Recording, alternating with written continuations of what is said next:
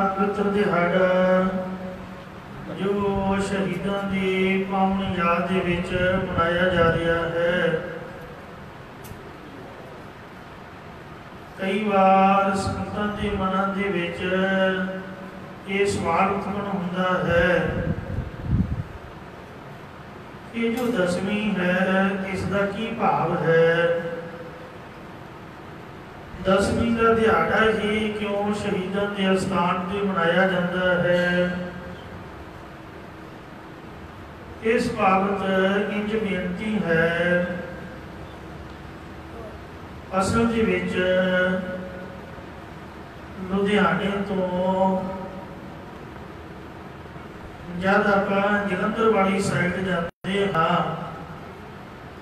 जलंधर अमृतसर साहब इन्हां दो जिलियां दे विच 10वीं बाबत ਸੰਗਤਾਂ ਨੂੰ ਘੱਟ ਹੀ ਪਤਾ ਹੋਵੇਗਾ। ਉਹਨਾਂ ਇਲਾਕਿਆਂ ਦੇ ਵਿੱਚ ਖਾਸ ਕਰਕੇ ਮੱਸਿਆ, ਪੂਰਨਮਾਸ਼ੀ, ਸੰਗਰਾਂਦ ਆਦਿਕ ਦਿਨ ਦਿਹਾੜ ਮਨਾਏ ਜਾਂਦੇ ਨੇ। ਸੰਗਰਾਂਦ ਬਾਬਤ 12ਵਾਂ ਜੋ ਗੁਰੂ ਅਰਜਨ ਸਾਹਿਬ ਜੀ ਨੇ ਉਚਾਰਨ ਕੀਤੇ ਨੇ, ਉਹਨਾਂ ਤੋਂ ਭਾਵ ਲਿਆ ਜਾਂਦਾ ਹੈ। 12ਵਾਂ ਦੀ ਕਥਾ ਹੁੰਦੀ ਹੈ। ਜਿਹੜੀ ਪੂਰਨਮਾਸ਼ੀ ਹੈ, ਸ੍ਰੀ ਗੁਰੂ ਨਾਨਕ ਦੇਵ ਜੀ ਮਹਾਰਾਜ ਸੱਚੇ ਪਾਤਸ਼ਾਹ ਜੀ ਦਾ ਅਵਤਾਰ ਹੋਇਆ ਸੀ। ਕੱਤੇ ਦੀ ਪੁੰਨਿਆਂ ਨੂੰ ਪੁਰਾਤਨ ਲੋਕ ਪਿੰਡਾਂ ਦੇ ਵਿੱਚ ਰਾਤ ਦੇ 12 ਵਜੇ ਤੱਕ ਪੁੰਨਿਆਂ ਦਾ ਦੀਵਾਨ ਸਜਾਉਂਦੇ। ਕਿਉਂ ਪੂਰਨਮਾਸ਼ੀ ਤੋਂ ਤਾਂ ਇਹ ਭਾਵ ਲਿਆ ਜਾਂਦਾ ਹੈ, ਜੋ ਮੱਸਿਆ ਹੈ, ਜਿਸ ਦਿਨ ਹਨੇਰ ਪੱਖ ਸੰਪੂਰਨ ਹੁੰਦਾ ਹੈ। ਕਿਉਂਕਿ 15 ਦਿਨ ਦਾ ਹਨੇਰ ਪੱਖ ਹੈ, 15 ਦਿਨ ਦਾ ਚਾਨਣ ਪੱਖ ਹੈ। ਜਦ ਹਨੇਰ ਪੱਖ ਦਾ 15ਵਾਂ ਦਿਨ ਸੰਪੂਰਨ ਹੁੰਦਾ ਹੈ ਤਾਂ ਹਨੇਰ ਪੱਖ ਦੇ 15ਵੇਂ ਰਾਤ ਨੂੰ ਅਮਾਵਸ ਦੀ ਰਾਤ ਬੋਲਦੇ ਹਨ। ਇਹਨਾਂ ਦਾ ਗੁਰੂ ਘਰ ਦੇ ਨਾਲ ਤਾਂ ਵੈਸੇ ਕੋਈ ਸੰਬੰਧ ਨਹੀਂ ਹੈ, ਪਰ ਕਿਉਂਕਿ ਲੋਕ ਰਹਿੰਦੇ ਤਾਂ ਹਿੰਦੁਸਤਾਨ ਦੇ ਵਿੱਚ ਹੀ ਨੇ, ਇਸ ਲਈ ਪੁਰਾਤਨ ਰਿਸ਼ੀਆਂ ਮੁਨੀਆਂ ਹਿੰਦੂ ਮਤ ਮੁਤਾਬਕ ਆਮ ਲੋਕ ਗੁਰੂ ਸਾਹਿਬਾਂ ਦੇ ਵੇਲੇ ਵੀ ਤਰਵੇਣੀ ਆਦਿਕ ਜਾਂ ਗੰਗਾ ਆਦਿਕ ਜਾਂ ਹੋਰ ਤੀਰਥ ਇਸ਼ਨਾਨਾਂ ਤੇ ਜਾਂਦੇ ਹੁੰਦੇ। ਕਿ ਮੱਸਿਆ ਦਾ ਇਸ਼ਨਾਨ ਬਹੁਤ ਮਹੱਤਵ ਰੱਖਦਾ। ਸੋਮਵਤੀ ਮੱਸਿਆ ਨੂੰ ਬੜੀ ਤਰਜੀਹ ਦਿੰਦੇ ਨੇ। ਜਦੋਂ ਦੇ ਸ੍ਰੀ ਗੁਰੂ ਅਰਜਨ ਦੇਵ ਜੀ ਮਹਾਰਾਜ ਨੇ ਸਰੋਵਰ ਬਣਾਏ, ਗੁਰਦੁਆਰੇ ਸਾਹਿਬਾਨ ਬਣਾਏ, ਖਾਸ ਕਰਕੇ ਗੁਰਦੁਆਰਾ ਸ੍ਰੀ ਦਰਬਾਰ ਸਾਹਿਬ ਤਰਨਤਾਰਨ ਸਾਹਿਬ, ਉੱਥੇ ਹਮੇਸ਼ਾ ਹੀ ਕੁੰਭ ਦਾ ਮੇਲਾ ਲਾ ਦਿੱਤਾ। ਬੇਅੰਤ ਕੋੜੀਆਂ ਦੇ ਕੋੜ ਦੂਰ ਕੀਤੇ। ਆਖਿਆ ਭਾਈ ਜਦੋਂ ਮੱਸਿਆ ਵੀ ਆਵੇ ਤਾਂ ਵੀ ਇੱਥੇ ਹੀ ਆਓ, ਗੁਰੂ ਘਰ ਹੀ। ਤੋ ਜਿਹੜੀਆਂ ਸੰਗਤਾਂ ਹਰਿਮੰਦਰ ਸਾਹਿਬ ਦੇ ਨਜ਼ਦੀਕ ਨੇ, ਉਹ ਅੰਮ੍ਰਿਤ ਸਰੋਵਰ ਵਿੱਚ ਇਸ਼ਨਾਨ ਕਰਦੀਆਂ। ਜੋ ਤਰਨਤਾਰਨ ਸਾਹਿਬ ਦੇ ਆਸ-ਪਾਸ ਦੀਆਂ ਸੰਗਤਾਂ, ਉੱਥੇ ਖਾਸ ਕਰ ਮੱਸਿਆ ਨੂੰ ਜੋੜ ਮੇਲਾ ਹੁੰਦਾ, ਦੀਵਾਨ ਸੱਜਦੇ। ਕੁਰਬਾਨ ਜਾਈ ਉਸ ਵੇਲਾ ਸੁਹਾਵੀ ਜਿਤ ਤੁਮਰੇ ਦੁਆਰੇ ਆਇਆ। ਗੁਰੂ ਘਰ ਦੇ ਵਿੱਚ ਸਾਰੇ ਦਿਨ ਸਾਰੇ ਪੁਰਬ ਸ਼ੋਭਨੀਕ ਨੇ। ਜਦ ਇਸ਼ਨਾਨ ਪਾਠ ਕਥਾ ਕੀਰਤਨ ਦੀ ਪ੍ਰਾਪਤੀ ਹੋਵੇ ਤਾਂ ਮੱਸਿਆ ਤੋਂ ਅਗਲੇ ਦਿਨ ਚਾਨਣ ਪੱਖ ਸ਼ੁਰੂ ਹੁੰਦਾ ਹੈ। ਏਕਮ ਦੂਜ ਤੀਜ। ਕਈ ਗੁਰੂ ਘਰਾਂ ਦੇ ਵਿੱਚ ਦੂਜ ਦਾ ਦੀਵਾਨ ਵੀ ਸਜਾਉਂਦੇ ਨੇ। ਚਾਨਣ ਪੱਖ ਦੀ 2 ਤਰੀਕ ਮੈਨੂੰ ਯਾਦ ਹੈ ਕਿ ਅੰਮ੍ਰਿਤਸਰ ਸ਼ਹਿਰ ਦੇ ਐਨ ਵਿਚਕਾਰ ਸ਼ਕਤੀ ਨਗਰ ਦੇ ਲੂਣ ਮੰਡੀ ਚੌਂਕ ਦੇ ਪਾਸ ਕਿਲ੍ਹਾ ਭੰਗੀਆਂ ਦਾ ਗੁਰਦੁਆਰਾ ਬਿਲਕੁਲ ਚੌਂਕ ਦੇ ਵਿੱਚ, ਉੱਥੇ ਦੂਜ ਦੀ ਰਾਤ ਨੂੰ ਰਾਤ ਦੇ 12 ਵਜੇ ਤੱਕ ਗੁਰਮਤਿ ਦੀਵਾਨ ਸਜਦੇ। ਕੜਾ ਪ੍ਰਸ਼ਾਦ, ਪੰਗਲੀਆਂ ਪ੍ਰਸ਼ਾਦ ਆਦਿਕ ਸੰਗਤਾਂ ਲਿਆ ਕੇ ਵਰਤਾਉਂਦੀਆਂ। ਕਥਾ ਕੀਰਤਨ ਹੁੰਦਾ, ਬਹੁਤ ਰਸ ਵੱਜਦਾ। ਭਾਵੇਂ ਕਿ ਦੂਜ ਤੀਜ ਜਾਂ ਦਸਵੀਂ ਆਦਿਕ ਜਾਂ ਮੱਸਿਆ ਦਾ ਕੋਈ ਗੁਰੂ ਘਰ ਨਾਲ ਸੰਬੰਧ ਨਹੀਂ,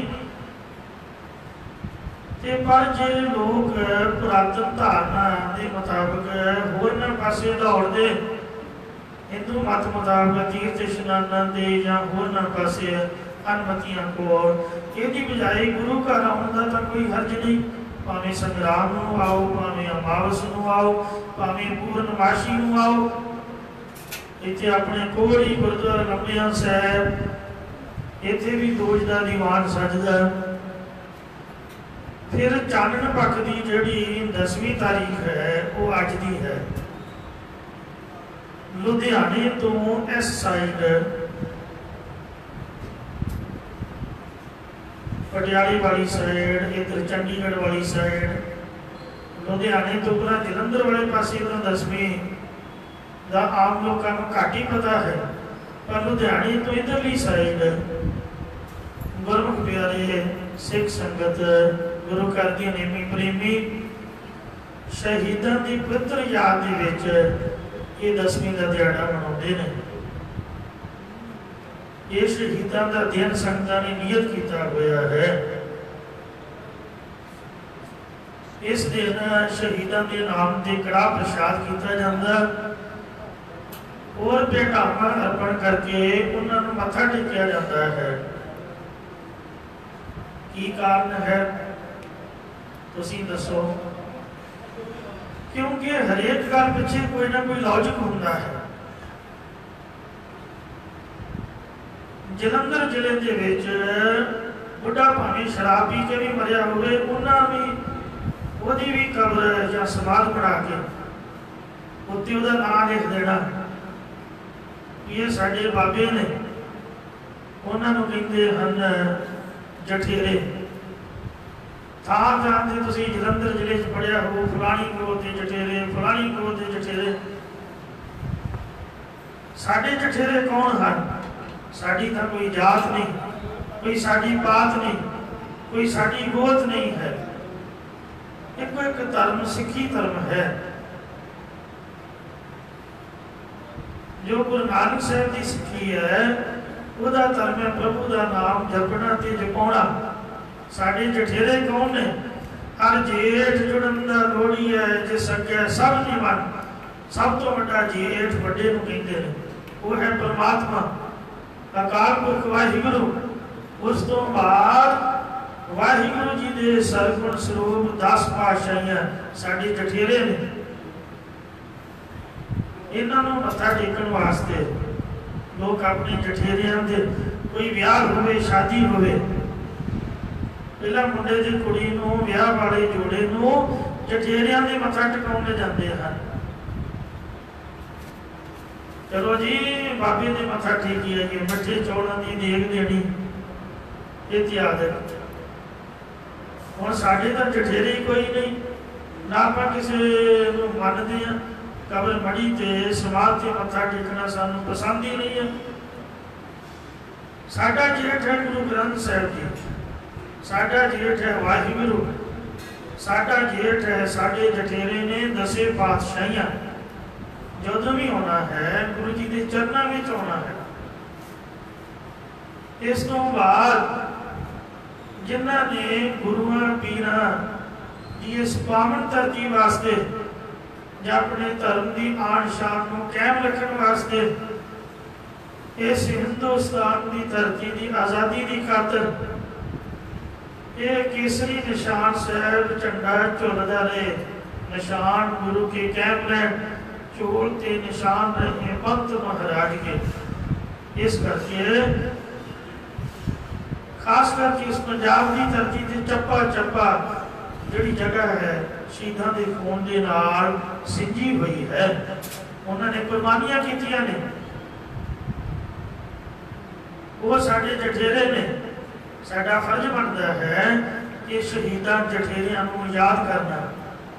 और मड़ी ते आपां मत्था टेकना नहीं, ना समाज से नक रगड़ना।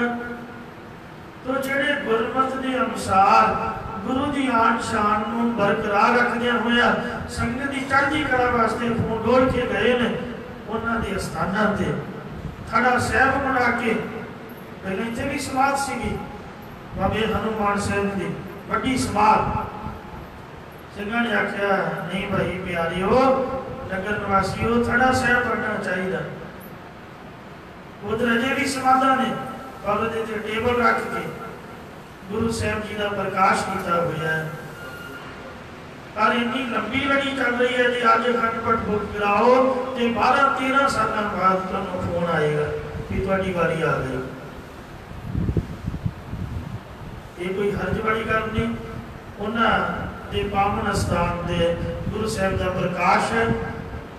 हर शहीदों की चिताओं पे लगेंगे हर वर्ष मेले, वतन पर, देश पर या धर्म पर मर मिटने वालों का यही बाकी निशान होगा। ये गल नूं झुठला दिता शहीदां ने, इस स्थान ने। इत्थे नीति मेले लगते हैं। हुणे हुणे अनाउंस होया है प्रधान जी वालों, प्रबंधकों वालों कि गौरमेंट का ये कानून है, लॉकडाउन चल रहा कि जिहड़ियां संगतां ने बहुत गिनती में एकत्र ना हो, पर करिए कि साडा दिल कटदा है। जिन्ना चिर मत्था ना टेक लो, मत्था टेक के जे कड़ी बैठ ना जाओ ना चिर जीओ ही ठिकाने नहीं आउंदा। घर तां कढ़ण खाण नूं पींदा, कल्ला बंदा की करूगा? संगत वाले बंदे का घर जीओ ही नहीं लगता। कथा कीर्तन गुरु घर ही सुनांगे। इस वास्ते ये संगत का प्यार है। और शहीदों के परोपकार को याद रखने का एक दिन नियत किया गया। किसी का कोई मर जाए माफ करना, रब ना करे। आप 10वें दिन भोग पाते हैं, 10वीं मनाते कि नहीं मनाते? दशहरा जिन्हों कहते हो 10वें दिन। और उस तो बाद साल बाद भोग पाईदा, फिर मुंडे कुड़ी का किसी का विआह करीदा। जे पहला करना होए तो 6 महीने तो बाद जो मर्जी तुम पा सकते हो। फिर हर साल बाद अपने बजुर्गों को तुम याद करते हो। कोई अपनी मां का भोग कमाता, कोई प्यो का, क्योंकि उन्होंने परोपकार साढ़े घर के बथेरे ने। वो सानू जमीन जायदाद बड़ी प्रॉपर्टी दे के गए हैं। तो जिन्होंने शहीदों की बदौलत एडियां बड़िया कोठियां बना के असी रह रहे हैं। चप्पा चप्पा से उन्होंने खून डुलिया था, ये धरती आजाद हुई। इन्हें गोरे इन्ने शैतान सीगे, वो कितने भजते सी? इन्होंने इनकलाबियां योधिया कुर्बानी वाले खाटकों की बदौलत ही हिंदुस्तान की धरती आजाद हुई है। भावें कि बाबे हनुमान सिंह जी की शहीदी तो बाद 100 साल बाद तक भी गोरे रहे, पर फिर भी इन्हों की कुर्बानी का ही असर सीगा। ये गोरियां नूं इंडिया छड़ के जुत्ती ला के भजना पिया। ये कोई आम इंसान नहीं सन। ये श्री अकाल तख्त साहब के जथेदार सन। श्री बाबा अकाली फूला सिंह, जिन्हें महाराजा रणजीत सिंह की युद्ध के इन्नी मदद की। जमरौर के किले तक उन्होंने पंजाब दी हदां नूं विशाल बना दिता। उन्होंने शहीदी तो बाद बाबा जी जथेदार बने, बाबा हनुमान सिंह जी। और जो बुढ़ा दल का जथेदार सी वही अकाल तख्त का जथेदार होंदा। ये बुढ़ा दल के 7वें जथेदार हुए हैं। महाराणी जिंद कौर के राही जब बेनती आई श्री अकाल तख्त साहब के भी संगो राज गया जे, डोगरिया ने बेच के खा लिया, जे बचदा ते बचा लो। महाराजा रणजीत सिंह साहब का कुड़म सीगा सरदार शाम सिंह अटारी, कबर नौनिहाल सिंह का सौरा, जिहदी सपुत्री कबर नौनिहाल सिंह के नाल विआही हुई सी। वो चिट्ठी लैके आया। जब बाबा जी को बेनती हुई तो बाबा जी ने सूरमिया समेत मुदकी दी इलाके को चाले पा दिते। बड़ा घमसान का युद्ध होया। सिंह जंग जित गए, पर माड़े लोगों की बदौलत एक कर्म घड़ी, यानी कर्म सिंह पटियाले के महाराजे ने गोरिया आख्या, ये तो भुखे नंगे लोग ने, ये शहर इन्हों के फटे हुए ने, किरपाना ने खुनिया, इन्हों को डर कितों भज रहे आओ। उन्हें हमला कराता। गुरुद्वारा दूर जवान पटियाला जिथे जोत जगती, इस बोर्ड के नीचे पावन स्थान के निहंग सिंह की छाउनी सी। काफ़ी निहंग सिंह, काफ़ी फौजा सिख सूरमे मुदकी शहीद हुए। जित्या जित्या जंग इन्होंने लोगों की बदौलत फिर सिंह समझ लो हार गए।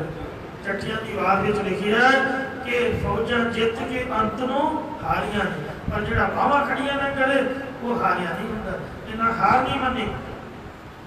उत्थे कमसान का युद्ध होया, 35-40 हज़ार निहंग सिंह फौजा छावनी दे विच मारियां गईयां, शहीद होईयां। गोलियां ने घेरा पा के बंब चलाए, गोलियां चलाइयां।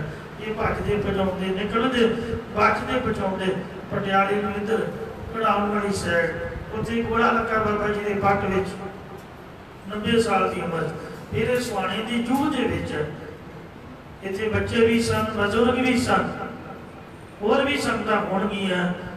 इत्थे उन्होंने दरख्तां की चढ़ी दे विच सुहाने की जूह दे विच पाना कीता।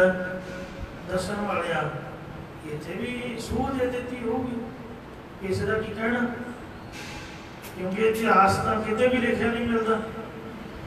जिन्हें लिखना सीगा उन्हां विचारियां नूं तां कलम पढ़न दा की रोटी नहीं सी मिलती, प्रशादा पकाना भाग होया पिया सी, कोई छत नहीं सी, जंगलों च तंबूआं दे विच रहिंदे। तो इस वास्ते इतिहास साडा लिखिया नहीं गया। ये बाबा जी का किते इतिहास नहीं मिलता, ना पंथ प्रकाश च नानक प्रकाश, पर साडे बजुर्गों दी छातियां दे इतिहास लिखिया होया है। जिहड़ी गल किते लिखत च नहीं आई वो साडे बजुर्गों तो पुछो। महापुरख संत बाबा अजीत सिंह जी अंसाली वाले के बारे बारे जाइए, उन्होंने नगर निवासियों को समझाया। पहला समझते सी कि बंदे बहादुर के नाल दे सिंह शहीद होए, पर बाबा जी ने आख्या नहीं भाई, ये बाबे हनुमान सिंह का स्थान है।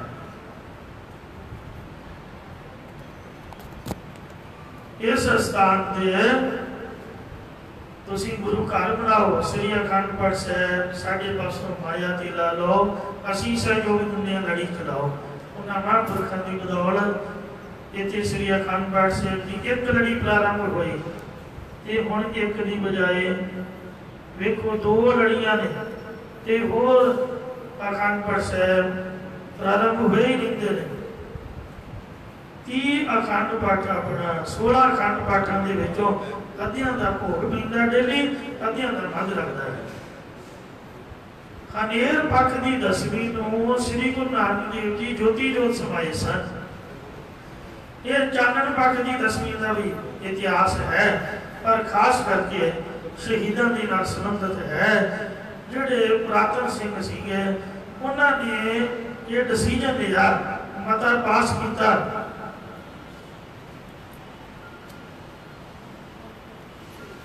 सिंघां ने मता पास किया कि देखो किन्ने सिंह शहीद हो रहे हैं, किन्नियां संगतां शहीद हो रही हैं। तो इस वास्ते उन्होंने याद दे विच कोई दिन नियत किया जाए, जिस करके सो हर महीने के महीने कोई अखंड पाठ साहिब पाठ होवे। तो ये 10वीं का दिन जिन्ने भी सिंह शहीद हुए, संगतां शहीद हुई इस देश कौम के धर्म की खातर, उन्होंने समुचिया की याद ये 10वीं का दिन पुरातन सिंघां ने नियत किया। जे कोई कहते भी लिखिया दिखाओ, सारिया गल्लां लिखिया नहीं मिलदियां। मैं पहला भी कहा तुहानूं, ये बुजुर्गों दी छातियां ते लिखिया हुंदा। अरदास कोई थोड़ी लिखी है गुरु ग्रंथ साहिब। जे तुसीं कहो भी अरदास कित्थों तुसीं करदे हो,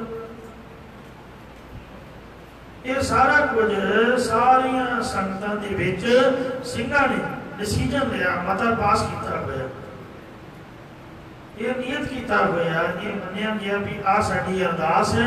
इन्नी अरदास करनी पहली पौड़ी चंडी दीवार विचों लैके बाकी जिवें जिवें पहरे बनाए गए वो शहीदां दी याद दे विच जां कुर्बानी वालियां दी याद विच गुरु ग्रंथ साहिब दे सन्मुख खड़ो के कहना कि फलाने का नाम ध्यान, फलाने का ध्यान धर के बोलो जी वाहिगुरू। हटियां जपियां तपियां बंद बंद कटाए, बच्चों के टोटे टोटे करके गलों च हार पवाए, ते उन्होंने पुरातन के वर्तमान समय के समूह शहीदों की याद विच बोलो जी वाहिगुरू। महाराज के सन्मुख खड़ो के प्रभु का नाम लैण जी की बजाय शहीदों का नाम लेना, उन्होंने नाम लिया जाता जिन्हें गुरु ग्रंथ साहिब की आन शान लई खून डोलिया। जो तो प्रेम खेलन का चाओ, सिर धर तरी गली मेरी आओ, इत मार्ग पैर तरीजै, सिर दीजै कान न कीजै। सो महाराज साहब सच्चे पातशाह उन्होंने अदब सत्कार हित जिन्होंने कुर्बानी की है, उन्होंने ही अजायब घर के गुरु साहब के नज़दीक फोटो लगती है। कई प्रेमी फोटो की तर्क करते हैं, उन्होंने नाम तो तर्क करते हैं।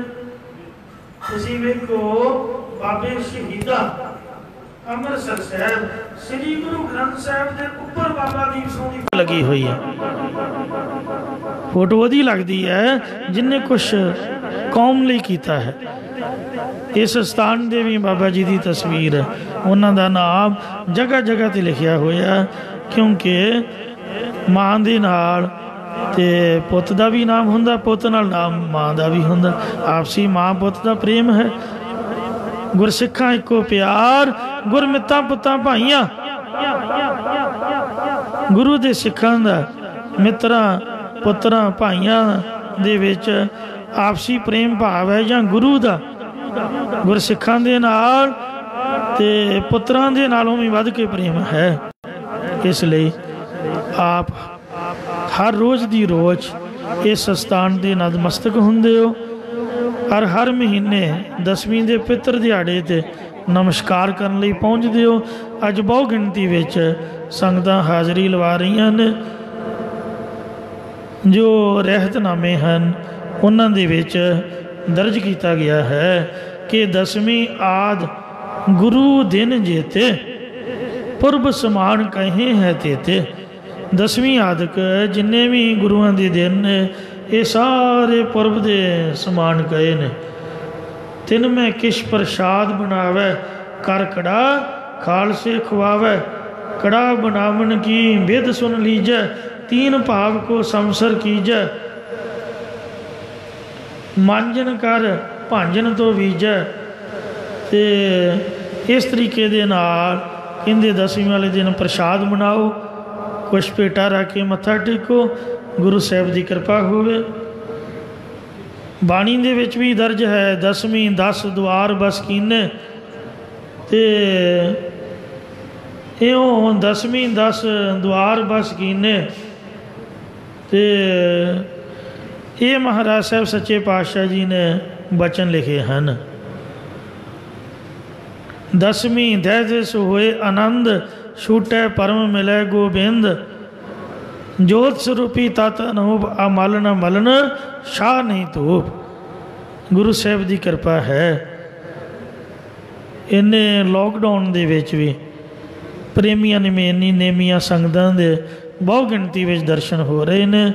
गुरु घर विखे गुरुद्वारा सिंह शहीदां स्वाणा विखे आपनों जीव आया नमस्कार करो, गुरु साहब का जस सुनो, तो बरकतां लैके अपने बच्चों तक घरां दे विच पहुँचाओ। गज के आखो सतनाम श्री वाहिगुरु जी। सतनाम श्री वाहिगुरु साहिब जीओ। धनासरी बाणी भगतां की तरलोचन। साध संगत जीओ, क्योंकि इस स्थान दे लड़ीवार कथा विचार इस टाइम ते डेली होंदी है। धनासरी रागनी दे विच लड़ीवार कथा विचार 695 अंग ते चल रही है। भगतां दी बाणी दे विच विचार पहुंची है। पिछे भगत रविदास जी की भगत बाणी की कथा संपूर्ण हुई है। हुण भगत लोचन जी की उच्चारण की बाणी की कथा प्रारंभ हो रही है। कल दे दीवान दे विच बड़े विस्तार पूर्वक आप जी नूं सरवण करवाया सी कि भगत लोचन जी नूं भगत नामदेव जी के चरणों में प्रभु के चरणों में बेनती करन तो परमात्मा के सरगुण स्वरूप दे विच दर्शन होए। ਜਦ ਨੌਕਰ ਦੀ ਲੋੜ ਮਹਿਸੂਸ ਹੋਈ ਤਾਂ ਵਾਹਿਗੁਰੂ ਅੰਤਰਜਾਮੀ ਨਾਮ ਰਖਾ ਕੇ ਉਹਨਾਂ ਦੇ ਘਰ ਦੇ ਗੇਟ ਅੱਗੇ ਆਪ ਹੀ ਆ ਕੇ ਖੜੋ ਗਏ ਅਤੇ ਆਖਿਆ ਮੇਰੀ ਨਿੰਦਿਆ ਨਹੀਂ ਕਰਨੀ, ਮੈਨੂੰ ਖਾਣ ਨੂੰ ਦੇਣਾ ਹੈ, ਜਿੰਨਾ ਦਿਓਗੇ ਉਹ ਇੱਕੋ ਵਾਰੀ ਮੈਂ ਲੈ ਕੇ ਸੰਤੋਖ ਰੱਖਾਂਗਾ। ਭਗਤਨੀ ਦੇ ਕੋਲੋਂ ਗਲਤੀ ਹੋਈ, ਨਿੰਦਿਆ ਵੀ ਕਰ ਬੈਠੀ ਕਿ ਰੱਜਦਾ ਨਹੀਂ ਹੈ, ਕਿਉਂਕਿ ਰੱਬ ਨੂੰ ਕੌਣ ਰਜਾ ਸਕਦਾ। ਅਤੇ ਇੰਝ ਵਾਹਿਗੁਰੂ ਜੀ ਨਾਰਾਜ਼ ਹੋਏ। 13 ਮਹੀਨੇ ਸੰਤਾਂ ਸੇਵਕਾਂ ਦੀ ਸੇਵਾ ਕਰਕੇ ਅਤੇ ਸਾਧ ਸੰਗਤ ਜੀ ਉਹ ਘਰ ਦੇ ਵਿੱਚੋਂ ਬਿਨਾਂ ਦੱਸਣ ਤੋਂ ਨਿੰਦਿਆ ਹੋਈ ਸੁਣੀ ਤੋਂ ਉੱਥੋਂ ਤੁਰ ਗਏ। ਬਾਅਦ ਦੇ ਵਿੱਚ ਲੱਭਦੇ ਰਹੇ, ਕਿਤੇ ਲੱਭੇ ਨਾ। ਫਿਰ ਪਤਾ ਚੱਲਿਆ ਕਿ ਇਹ ਤਾਂ ਅੰਤਰਜਾਮੀ ਵਾਹਿਗੁਰੂ ਹੀ ਸੀਗੇ, ਜਿਹੜੇ ਅੰਤਰਜਾਮੀ ਨਾਮ ਰਖਾ ਕੇ ਆਏ ਪਰਮਾਤਮਾ ਹੀ ਸੀ। ਤੋ ਇਸ ਵਾਸਤੇ ਵਾਹਿਗੁਰੂ ਤੋਂ ਬਗੈਰ ਕੌਣ ਹੋ ਸਕਦਾ। ਫਿਰ ਭਗਤਨੀ ਵੀ ਰੋਣ ਲੱਗ ਪਈ, ਕਿਉਂਕਿ ਬੱਚੇ ਸੀਗੇ, ਉਹ ਬੱਚੇ ਚੜ੍ਹਾਈ ਕਰ ਗਏ। ਕਈ ਕਹਿੰਦੇ ਔਲਾਦ ਹੈ ਹੀ ਨਹੀਂ ਸੀ, ਕਹਿੰਦੀ ਮੈਂ ਕੋਈ ਮੁੰਡਾ ਹੀ ਮੰਗ ਲੈਂਦੀ, ਭੁਜੰਗੀ ਦੀ ਦਾਤ ਉਹਨਾਂ ਕੋਲ ਲੈ ਲੈਂਦੇ, ਅਤੇ ਭਾਵੇਂ ਬਜ਼ੁਰਗ ਅਵਸਥਾ, ਅਤੇ ਵਾਹਿਗੁਰੂ ਕੋਲੋਂ ਕੁਛ ਹੋਰ ਹੀ ਮੰਗ ਲੈਂਦੇ, ਪਤਾ ਹੀ ਨਹੀਂ ਲੱਗਾ। ਬੜੀ ਰੋਈ ਵਿਚਾਰੀ। ਅਤੇ ਭਗਤ ਜੀ ਨੇ ਆਖਿਆ ਕਿ ਹੇ ਭਗਤ ਨੇ, ਇਹ ਗਲਤੀ ਤਾਂ ਤੇਰੀ ਹੈ, ਤੈਨੂੰ ਮੈਂ ਕਿਹਾ ਸੀ, ਮਹਾਰਾਜ ਨੇ ਪਹਿਲਾਂ ਕਿਹਾ ਸੀ ਮੇਰੀ ਨਿੰਦਿਆ ਨਹੀਂ ਕਰਨੀ, ਤੂੰ ਗੁਆਂਢਣ ਕੋਲੋਂ ਕਿਉਂ ਨਿੰਦਿਆ ਕੀਤੀ। ਅਤੇ ਇਸ ਵਾਸਤੇ ਰੱਬ ਨੂੰ ਕੌਣ ਰਜਾ ਸਕਦਾ। ਚੱਲ ਕੋਈ ਨਹੀਂ, ਹੁਣ ਚੁੱਪ ਕਰ। ਜੋ ਆਪਣੇ ਕਰਮਾਂ 'ਚ ਵਾਹਿਗੁਰੂ ਨੇ ਲਿਖਿਆ ਸਾਨੂੰ ਮਿਲ ਰਿਹਾ ਹੈ, ਕਰਮਾਂ ਤੋਂ ਬਗੈਰ ਕੀ ਹੋ ਸਕਦਾ ਹੈ। ਬਾਕੀ ਮਹਾਰਾਜ ਨੇ ਪਹਿਲਾਂ ਹੀ ਦੱਸਿਆ ਸੀ, ਹੁਣ ਯਾਦ ਆਇਆ ਕਿ ਦਰਸ਼ਨ ਜ਼ਰੂਰ ਦਿਆਂਗੇ, ਪਰ ਤੁਹਾਨੂੰ ਪਤਾ ਨਹੀਂ ਲੱਗਣ ਦਿਆਂਗੇ। ਅਤੇ ਇਸ ਵਾਸਤੇ ਤੂੰ ਹੌਸਲਾ ਕਰ। ਆਪਣੀ ਇਸਤਰੀ ਦੇ ਪਰਤਾਏ ਇਹ ਭਾਵੇਂ ਸ਼ਬਦ ਉਚਾਰਿਆ ਹੈ, ਪਰ ਸਾਡੇ ਸਾਰਿਆਂ ਵਾਸਤੇ ਇਹ ਸਾਂਝਾ ਉਪਦੇਸ਼ ਹੈ। ਧਨਾਸਰੀ ਰਾਗਣੀ ਦੇ ਵਿੱਚ ਭਗਤਾਂ ਦੀ ਬਾਣੀ ਚੈਪਟਰ ਦੇ ਅੰਦਰ ਅਤੇ ਲੋਚਨ ਭਗਤ ਜੀ ਦੀ ਬਾਣੀ ਭਾਈ ਗੁਰਦਾਸ ਸਾਹਿਬ ਜੀ ਦੇ ਪਾਸੋਂ ਸ੍ਰੀ ਗੁਰੂ ਅਰਜਨ ਦੇਵ ਜੀ ਲਿਖਵਾ ਰਹੇ ਹਨ। ਅਤੇ ਗੁਰਮਤਿ ਅਨੁਸਾਰ ਸਭ ਤੋਂ ਪਹਿਲਾਂ ਮੰਗਲ ਕਰਦੇ ਨੇ। ਏਕ ਓੰਕਾਰ ਇੱਕ ਅਦਵੈਤ ਸਰੂਪ ਪਰਮੇਸ਼ਰ, ਸਜਾਤੀ ਮਜਾਤੀ ਸਵੈਗਤ ਭੇਦ ਜੋ ਰਹਿਤ ਹੈ, ਓੰਕਾਰ ਜੋ ਸਰਬਦਾ ਪ੍ਰਕਾਸ਼ਕ ਹੈ। ਸਤਿਗੁਰ ਪ੍ਰਸਾਦ ਸਤ ਚਿਤ ਆਨੰਦ ਸਰੂਪ ਹੈ। ਗੁਰ ਸੋ ਗੁਰੂਆਂ ਦਾ ਗੁਰੂ ਹੈ, ਚੇਤਨ ਹੈ। ਪ੍ਰਸਾਦ ਸਾਰੇ ਸਵਾਦਾਂ ਤੋਂ ਪਰੇ ਹੈ। ਐਸੇ ਵਾਹਿਗੁਰੂ ਦੀ ਪ੍ਰਾਪਤੀ ਜੋ ਇੱਕ ਓੰਕਾਰ ਅਤੇ ਸਤ ਚਿਤ ਆਨੰਦ ਹੈ, ਉਹਦੀ ਪ੍ਰਾਪਤੀ ਸਤਿਗੁਰ ਪ੍ਰਸਾਦ, ਸਤਿਗੁਰੂ ਦੀ ਪ੍ਰਸਾਦ ਕਿਰਪਾ ਸਦਕਾ ਹੁੰਦੀ ਹੈ। ਜਾਂ ਇੱਕ ਓੰਕਾਰ ਹੀ ਸਾਡਾ ਸਤਿਗੁਰੂ ਹੈ, ਅਤੇ ਇੱਕ ਓੰਕਾਰ ਸਤਿਗੁਰੂ ਦੀ ਹੀ ਸਾਡੀ ਉੱਪਰ ਕਿਰਪਾ ਬਖਸ਼ਿਸ਼ ਰਹਿਮਤ ਹੈ। ਨਾਰਾਇਣ ਨਿੰਦ ਸਕਾਏ ਭੁੱਲੀ ਗੰਵਾਰੀ। ਇਹ ਭੁੱਲੀ ਹੋਈ ਬੇਸਮਝ ਇਸਤਰੀ ਹੈ, ਤੂੰ ਪਰਮੇਸ਼ਰ ਦੀ ਕਾਹਦੇ ਵਾਸਤੇ ਨਿੰਦਿਆ ਕੀਤੀ ਹੈ। ਦੋ ਕ੍ਰਿਤਾ ਸੋ ਕ੍ਰਿਤਾ ਥਾਰੋ ਕਰਮ ਰੀ। ਹੈ ਇਸਤਰੀਏ ਸੋ ਕ੍ਰਿਤ ਸ੍ਰੇਸ਼ਟ ਕਰਮਾਂ ਕਰਕੇ ਪਰਮੇਸ਼ਰ 13 ਮਹੀਨੇ ਘਰ ਆ ਕੇ ਸੇਵਾ ਕਰਦੇ ਰਹੇ। ਤੇਰੇ ਨਿੰਦਿਆ ਕਰਨ ਵਾਲੇ ਦੋ ਕ੍ਰਿਤ ਖੋਟੇ ਕਰਮਾਂ ਕਰਕੇ ਅਲੋਪ ਹੋ ਗਏ। ਇਸ ਕਰਕੇ ਹੁਣ ਤੋਂ ਥਾਰੋ, ਇਹ ਬਾਂਗਰ ਦੇਸ਼ ਵਿੱਚ ਤੁਹਾਡੇ ਇਲਾਕੇ ਦੇ ਵਿੱਚ ਹਮਾਰੇ ਥਾਰੇ ਤੁਹਾਡੇ ਆਦਿਕ ਬੋਲੀ ਜਾਂਦੀ ਹੈ। ਅੰਬਾਲਾ ਜ਼ਿਲ੍ਹੇ ਦੇ ਵਿੱਚ ਪਹਿਲਾਂ ਇਹ ਜ਼ਿਲ੍ਹਾ ਸਾਰਾ ਅੰਬਾਲਾ ਹੁੰਦਾ ਸੀਗਾ, ਅਤੇ ਬਾਅਦ ਦੇ ਵਿੱਚ ਰੋਪੜ ਬਣਿਆ, ਆ ਫਿਰ ਹੁਣ ਮੁਹਾਲੀ ਬਣ ਗਿਆ। ਪੁਰਾਣਾ ਇਹ ਅੰਬਾਲਵੀ ਬੋਲੀ ਹੈ। ਥਾਰੋ ਕਰਮਰੀ, ਤੁਹਾਡੇ ਤੇਰੇ ਆਪਣੇ ਹੀ ਕੀਤੇ ਕਰਮਾਂ ਦਾ ਫਲ ਹੈ, ਸੋ ਤੂੰ ਭੋਗਣਾ ਕਰ।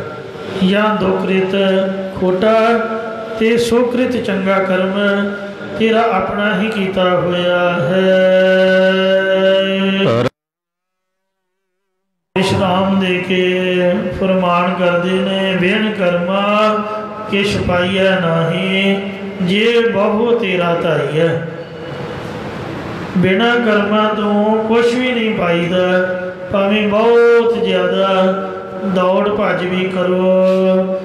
इंज जदों भगत लोचन जी ने अपनी घरवाली को उपदेश दिता तो भगत लोचन जी के घरवाली कहन लगी कि भगत जी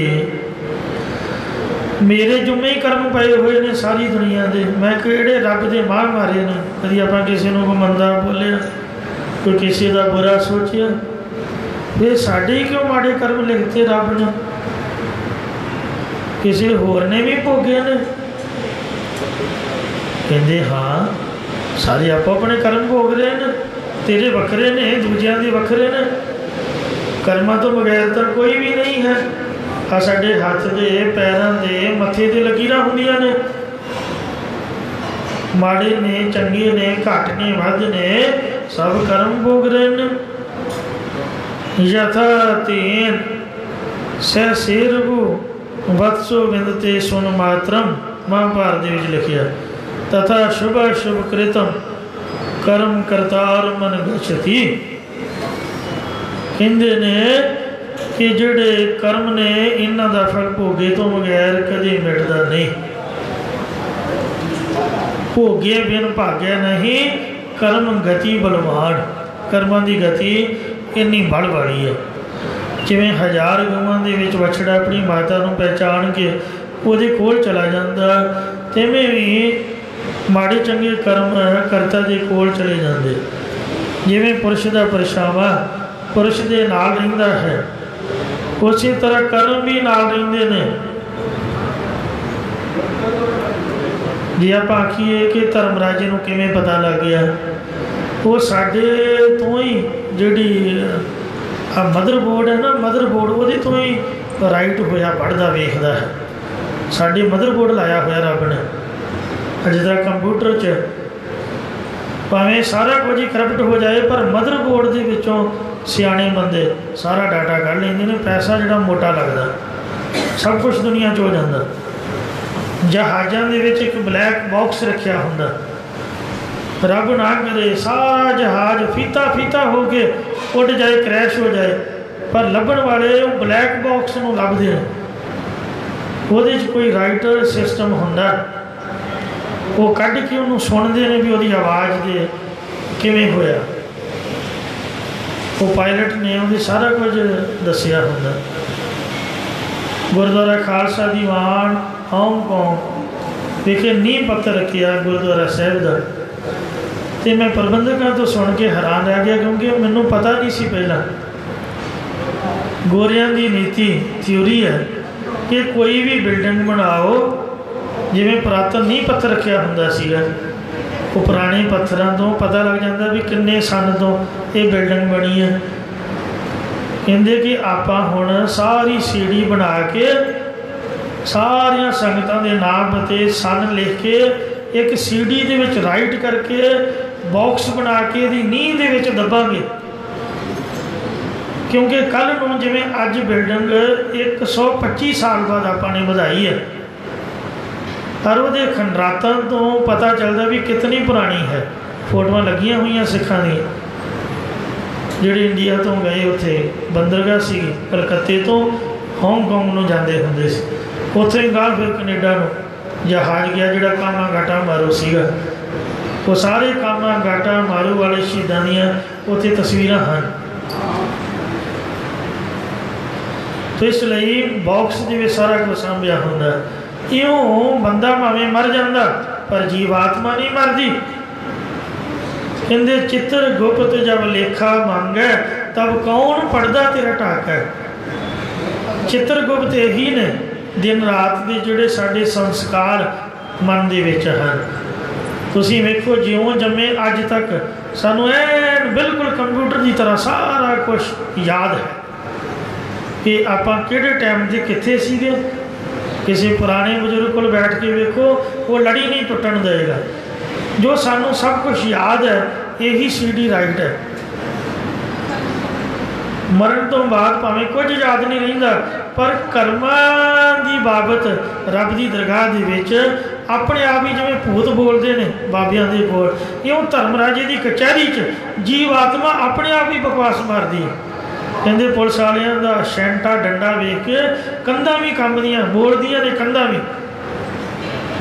चोरां ने तां बड़ा की दम रखना, क्यों धर्मराजे की कचहरी जीव आत्मा आप बोलदियां ने। वो साडी जिहड़ी मदरबोर्ड राइट होया, सीडी राइट हुई पई है, जिहड़े संस्कार भरे पे ने, वो संस्कार जिवें सुपना आउंदा उस तरह अपने आप ही अगे जाके पेश होंदे हैं। सारा पता लग जाता भी ये कित्थों आया, की कीता, किवें रिहा ते कित्थे खलोता, कित्थे बैठा। फिर विधाता अगला जन्म दिंदा है उन्हां कर्मां दे विचों। ते साध संगत जीओ, कुछ कर्म लैके प्रारब्ध बनाउंदा है। एक कर्म ने किरेमान जो असी करते हैं, जिवें हुण कथा हो रही है आपां सुन रहे हैं, ये किरेमान ने। समाप्ति तो बाद जब अरदास हो गई, ये संचित हो गए। जिवें बैंक दे विच साडा खाता हुंदा, साडा खाता खुलिया होया कर्मां दा रब दी दरगाह दे विच, उहदे विच जाके जमा हो गए। जरूरी नहीं भी सारे बैंक चों पैसे आप एकदम ही खर्च लेंदे हैं, जिवें जिवें लोड़ होवे तिवें तिवें 1000 रुपया, 2000, 10,000, 20,000, लाख, 2 लाख, इउं जिवें जिवें रब दी मर्जी है तिवें तिवें कढ के दिंदा कर्म। भी आ इनू भोग वो साडे मत्थे ते लिखे हुंदे ने, हत्थां दे लिखे हुंदे, पैरां ते लकीरां हुंदियां, वो भोगने पैंदे ने। किरेमान कर्म बंदा करे ना करे, इसलिए अरदास करी दी भी माड़ा काम ना कराई। नर अचेत पाप ते डरे, जदों जमा हो गए फिर उन्होंने नहीं कोई कट सकता, उन्होंने कोई मेट नहीं सकता। जब रब ने प्रारब्ध बना दी, प्रारब्ध में भी कोई नहीं मेट सकता। महापुरख ब्रह्म ज्ञानी मेट सकते हैं, पर वो रब के काम च दखल नहीं देंगे। तो इसलिए ग्रंथों च लिखिया कहते अवश्य में भोगतव्यम कृतमं कर्म शुभा शुभम ना भुगतम खीयते कर्म कल्प कोट सतई। अब हर एक मनुख नूं चंगे मंदे कर्म जरूर भोगने पैंदे ने, जो बिना भोगे तो नाश नहीं हुंदे। जिस वेले गल्लां करदियां संध्या पै गई, तद आकाश दे विच चंद्रमा चढ़िया वेख के भगत जी कहन लगे कि वेख भलीए लोके कर्मां दे फल भोगण बाबत आओ चंद्रमा वाल ध्यान कर।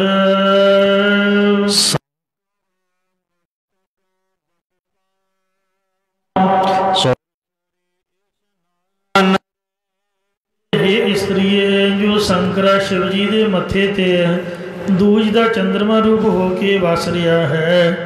जिमें भाई गुरदास साहब जी ने भी लिखी है कि दोए देह चंद आलोप हुए, तीए देह चढ़दा हुए निका, उठ उठ जगत जो हारदा, गगन में हे सुर मस्तक टिक्का।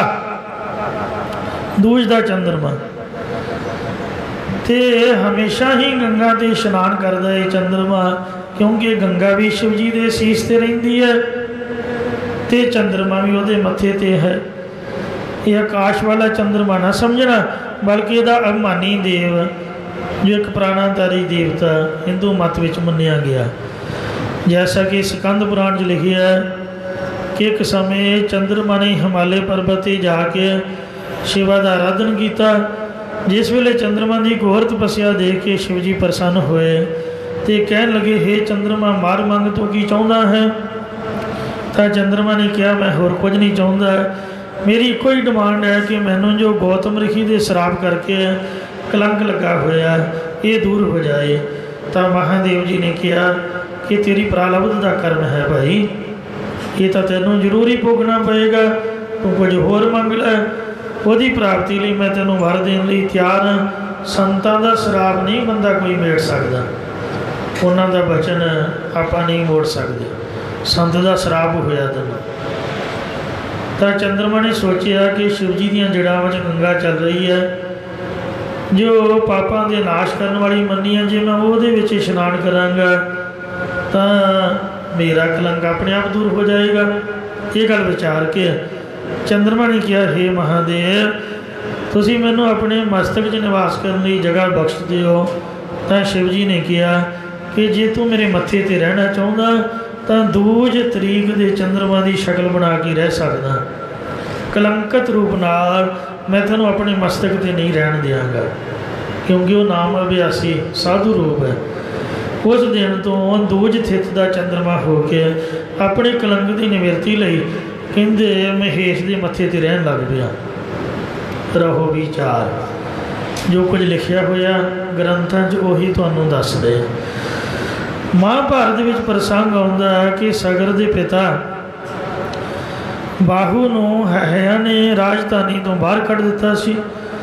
बाहू जंगल विच अपनी इस्त्रियां समेत जा रहा सी।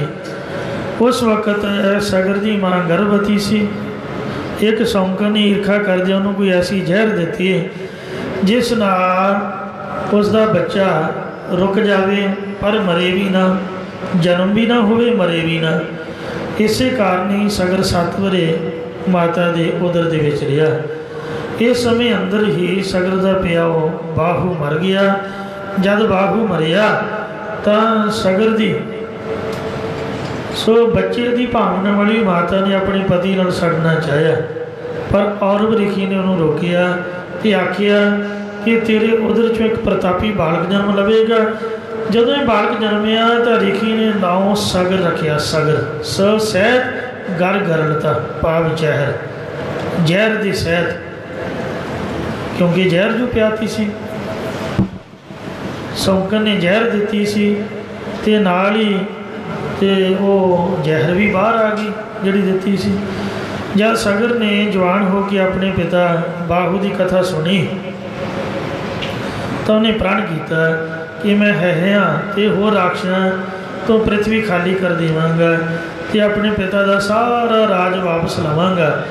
और ऋषि तो उन्हें अग्न अस्त्र लैके सब हैयां नूं मार मुकाया तो अपना राज भाग संभाल लिया।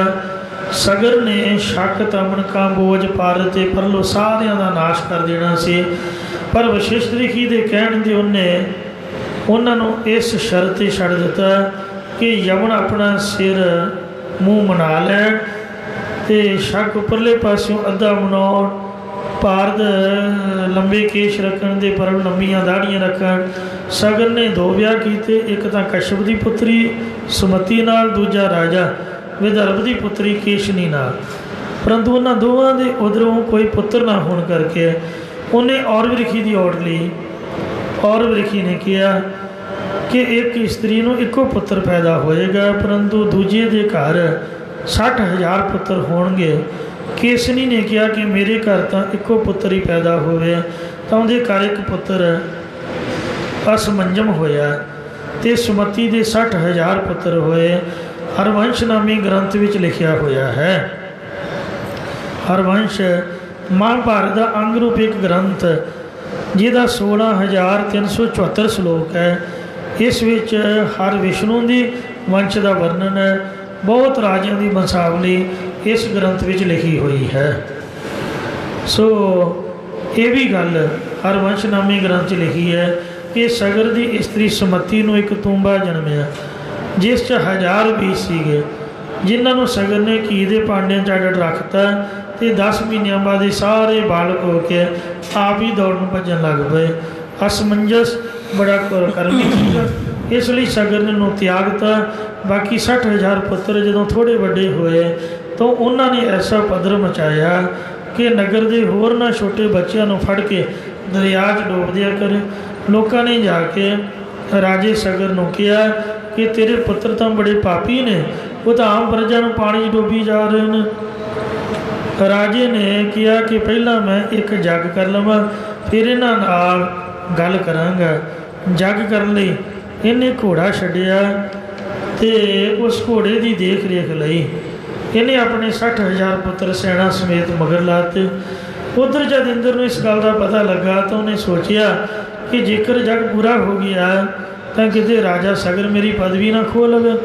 इस तरह विचार के इन्हें घोड़ा लोप करके जिथे कपिल मुनि तपस्या करता सी जो कलकत्ते तो अगे 35 मुल समुंदर लागे कपिल मुनि की समाध है, उत्थे पतालपुरी च कपिल मुनि समाधि लई बैठा सी।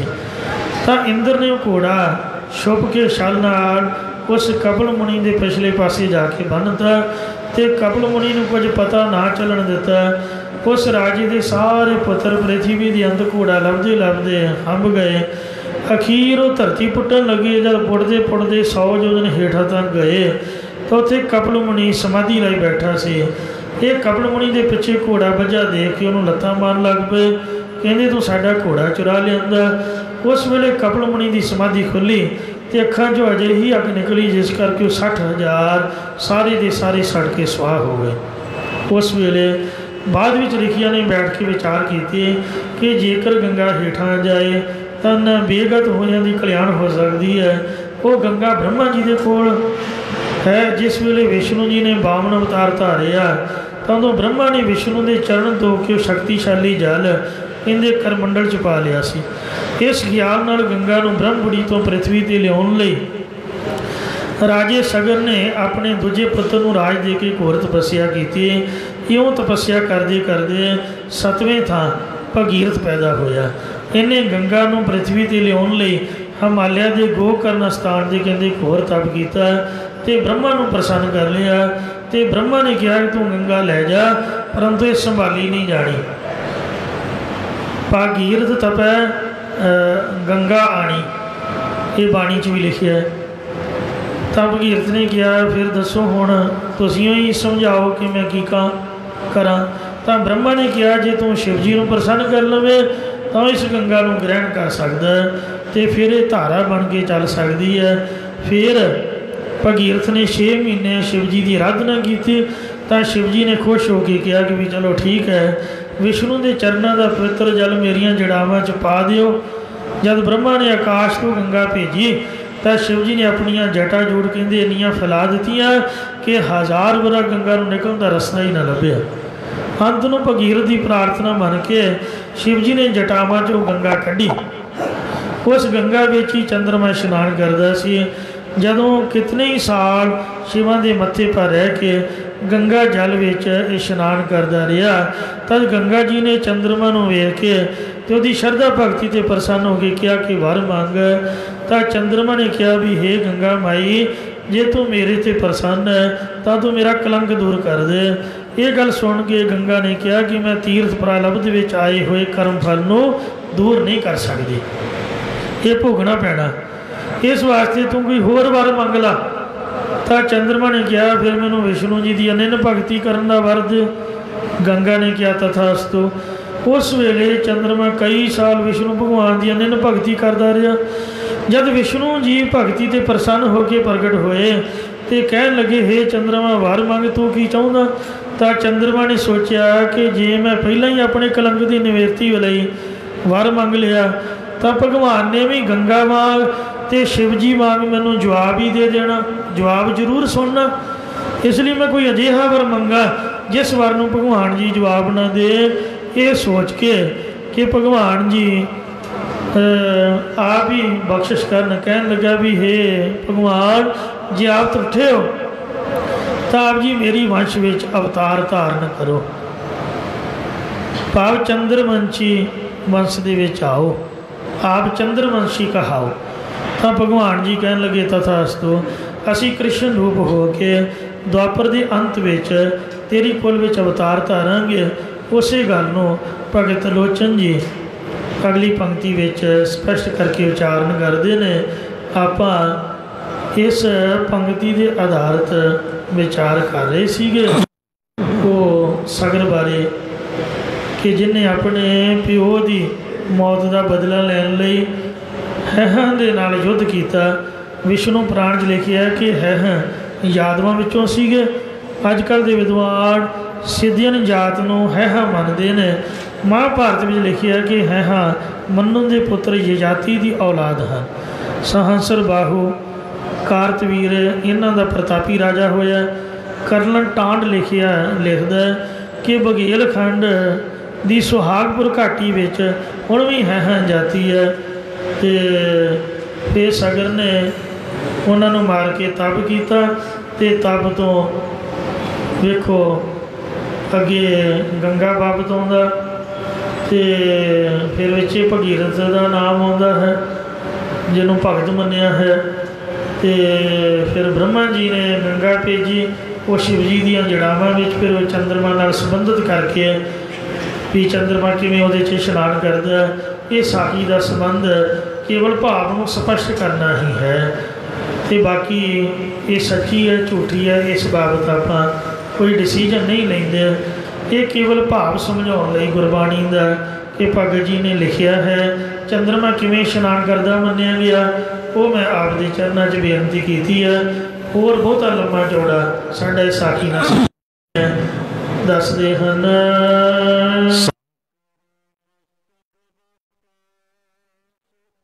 ਹੈ ਸ਼ਿਵ ਜੀ ਦੇ ਮੱਥੇ ਤੇ ਦੂਜ ਦਾ ਚੰਦਰਮਾ ਰੂਪ ਹੋ ਕੇ ਵਸ ਰਿਹਾ ਹੈ। ਵਿੱਚ ਕਿਵੇਂ ਨਹਾਉਂਦਾ ਹੈ, ਇਸ ਲਈ ਇਹ ਸਾਖੀ ਸੁਣਾਈ ਹੈ ਕਿ ਭਾਵ ਸਪਸ਼ਟ ਹੋ ਜਾਏ। ਅਰੇ ਹੇ ਇਸਤਰੀਏ, ਡੇਲੀ ਸ਼ਿਵ ਜੀ ਦੇ ਮੱਥੇ ਤੇ ਲੱਗਾ ਉਹਦੀਆਂ ਜੜਾਵਾਂ ਵਾਲੀ ਗੰਗਾ ਦੇ ਵਿੱਚ ਇਸ਼ਨਾਨ ਕਰਦਾ ਹੈ, ਪਰ ਗੰਗਾ ਨੇ ਵੀ ਉਹਦਾ ਕਲੰਕ ਨਹੀਂ ਮੇਟਿਆ। ਫਿਰ ਵਿਸ਼ਨੂੰ ਦੇ ਕੋਲੋਂ ਵੀ ਉਹਨੇ ਸਿਰਫ ਇੰਨਾ ਹੀ ਮੰਗਿਆ ਕਿ ਮੇਰੀ ਕੋਲ 'ਚ ਅਵਤਾਰ ਧਾਰੋ।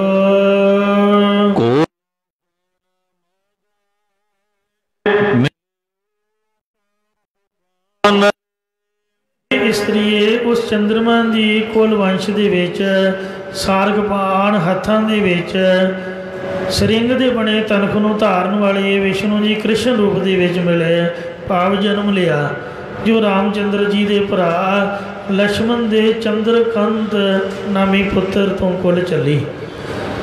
ਜਾਂ ਅਨਮੇ ਅਨੁਸਾਰ ਕੁਲ ਮੱਧੇ ਜਨਮ ਲਿਓ ਸਾਰਗਪਾਨ ਦੇ ਚੰਦਰਵੰਸ਼ੀਆਂ ਦੀ ਕੁਲ ਦੇ ਵਿੱਚ ਸਾਰਗਪਾਨ ਵਿਸ਼ਨੂੰ ਜੀ ਨੇ ਕ੍ਰਿਸ਼ਨ ਰੂਪ ਧਾਰ ਕੇ ਜਨਮ ਲਿਆ, ਜੋ ਕ੍ਰਿਸ਼ਨ ਰੂਪ ਦੇ ਵਿੱਚ 16 ਕਲਾ ਸੰਪੂਰਨ ਉੱਚੀ ਹਸਤੀ ਵਾਲੇ ਹੋਏ ਨੇ, ਜਿਨ੍ਹਾਂ ਨੇ ਗੋਕਲ ਦੀ ਰੱਖਿਆ ਲਈ ਆਪਣੀ ਚੀਚੀ ਉਂਗਲ ਉੱਤੇ ਗੋਵਰਧਨ ਪਰਬਤ ਚੁੱਕ ਕੇ ਇੰਦਰ ਦਾ ਹੰਕਾਰ ਦੂਰ ਕੀਤਾ ਸੀ। ਗਵਾਲਿਆਂ ਅਤੇ ਵਸ਼ਿਆਂ ਦੀ ਸਹਾਇਤਾ ਲਈ ਕਾਲੀ ਨਾਗ ਨੂੰ ਨੱਥਿਆ। ਫਿਰ ਦੋ ਸਾਸਨ ਦੀ ਸਭਾ ਵਿੱਚ ਦ੍ਰੋਪਦੀ ਦੀ ਪੈਜ ਰੱਖੀ। ਦੋ ਸਾਸਨ ਦੀ ਸਭਾ ਦ੍ਰੋਪਦੀ ਅੰਬਰ ਲੇਤ ਉਬਾਰੀ ਅਲੇ, ਇਹ ਕ੍ਰਿਸ਼ਨ ਬਾਬਤ ਬਚਨ ਹਨ। ਅਤੇ ਰਾਜੇ ਕੰਸ਼ ਦੀ ਕੁੱਬੀ ਮਾਲਣੀ ਦੇ ਪੈਰ 'ਤੇ ਆਪਣਾ ਅੰਗੂਠਾ ਰੱਖ ਕੇ ਉੱਪਰੋਂ ਮੋਢਿਆਂ ਤੋਂ ਫੜ ਕੇ ਉਹਨੂੰ ਤਾਂ ਖਿੱਚ ਕੇ ਉਹਦੇ ਕੁੱਬ ਨੂੰ ਦੂਰ ਕੀਤਾ। ਇਹਦੇ ਆਦਿਕ ਅਨੇਕਾਂ ਕੌਤਕ ਕੀਤੇ ਹਨ। ਜਦ ਵਿਸ਼ਨੂੰ ਭਗਵਾਨ ਜੀ ਚੰਦਰਮਾ ਦੀ ਖੋਜ ਕ੍ਰਿਸ਼ਨ ਰੂਪ ਹੋ ਕੇ ਪ੍ਰਗਟ ਹੋਏ ਤਾਂ ਚੰਦਰਮਾ ਨੇ ਆ ਕੇ ਬੇਨਤੀ ਕੀਤੀ ਕਿ ਭਗਵਾਨ ਜੀ ਹੁਣ ਤਾਂ ਤੁਸੀਂ ਮੇਰਾ ਕਲੰਕ ਦੂਰ ਕਰੋ, ਕਿਉਂਕਿ ਹੁਣ ਤੁਸੀਂ ਮੇਰੀ ਕੋਲ ਦੇ ਵਿੱਚ ਆਏ ਹੋ। ਤਾਂ ਭਗਵਾਨ ਨੇ ਕਿਹਾ ਕਿ ਹੇ ਚੰਦਰਮਾ, ਮੇਰੇ ਹੱਥ ਜੋੜੇ, ਰੱਬ ਅੱਗੇ ਮੇਰਾ ਵੀ ਕੋਈ ਜ਼ੋਰ ਨਹੀਂ ਹੈ। ਸੰਤਾਂ ਭਗਤਾਂ ਦੇ ਸ਼ਰਾਬ ਅੱਗੇ ਮੈਂ ਵੀ ਬੇਵੱਸ ਹਾਂ। ਜੋ ਤੇਰੀ ਪ੍ਰਾਰਬਧ 'ਚ ਕਰਮ ਆ ਚੁੱਕਾ ਹੈ ਉਹਨੂੰ ਮੈਂ ਵੀ ਦੂਰ ਨਹੀਂ ਕਰ ਸਕਦਾ। ਦੂਰ ਕਰ ਸਕਦੇ ਹੋਣਗੇ, ਕਰ ਸਕਦੇ ਨੇ, ਭਗਵਾਨ ਦੇ ਹੱਥ 'ਚ ਕੀ ਨਹੀਂਗਾ, ਪਰ ਉਹ ਸੰਤਾਂ ਦਾ ਕਿਹਾ ਕਿਸੇ ਵੀ ਕੀਮਤ 'ਤੇ ਨਹੀਂ ਮੋੜਦੇ, ਆਪਣਾ ਵਚਨ ਵਾਪਸ ਲੈ ਲੈਂਦੇ ਨੇ। ਉਹ ਤੈਨੂੰ ਕਹਿੰਦੇ ਭੋਗਣਾ ਪਏਗਾ, ਕਿਉਂਕਿ ਤੇਰਾ ਕੋਈ ਤੀਬਰ ਕਰਮ ਐਸਾ ਕੀਤਾ ਜਿਹਨੂੰ ਕੋਈ ਦੂਰ ਨਹੀਂ ਕਰ ਸਕਦਾ।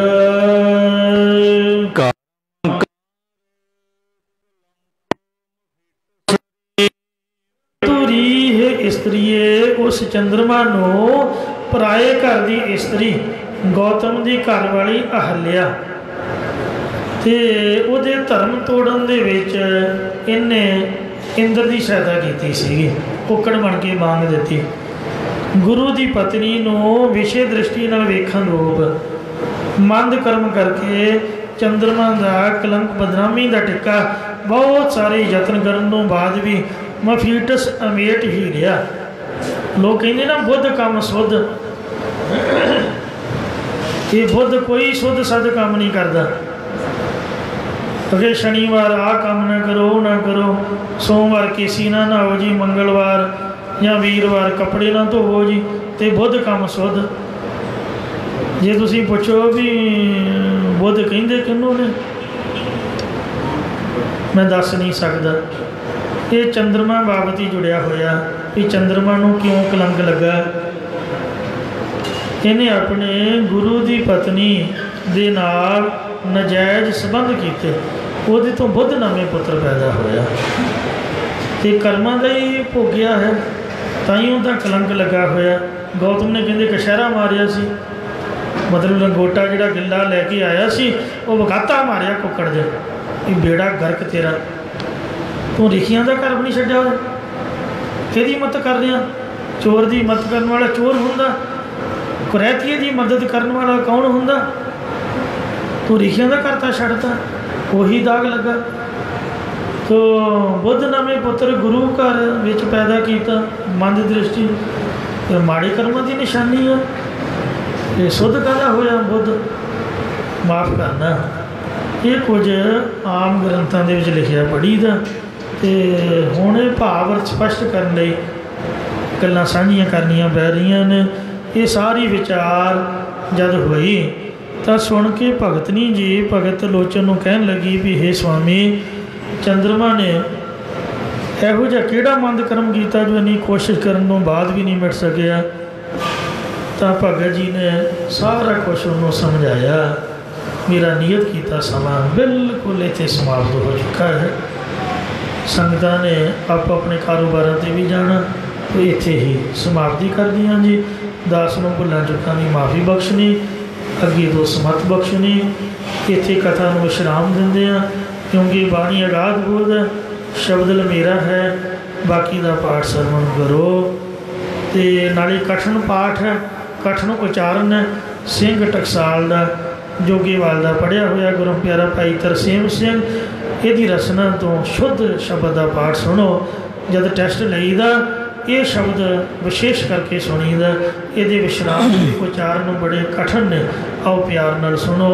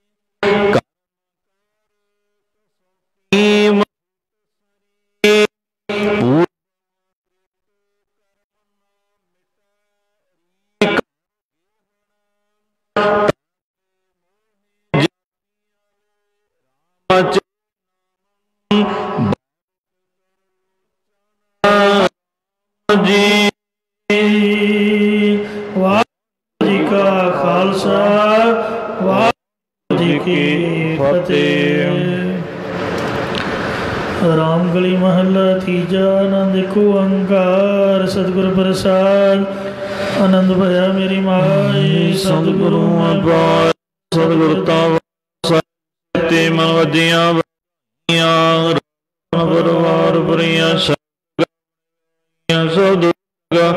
हरि के रामानज निवास नानक नंद हो तू सदा रहो हर नाले मेरे दुख सब सारना अंगीकार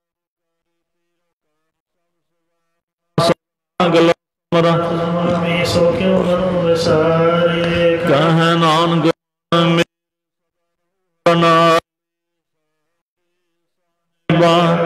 नहीं चाह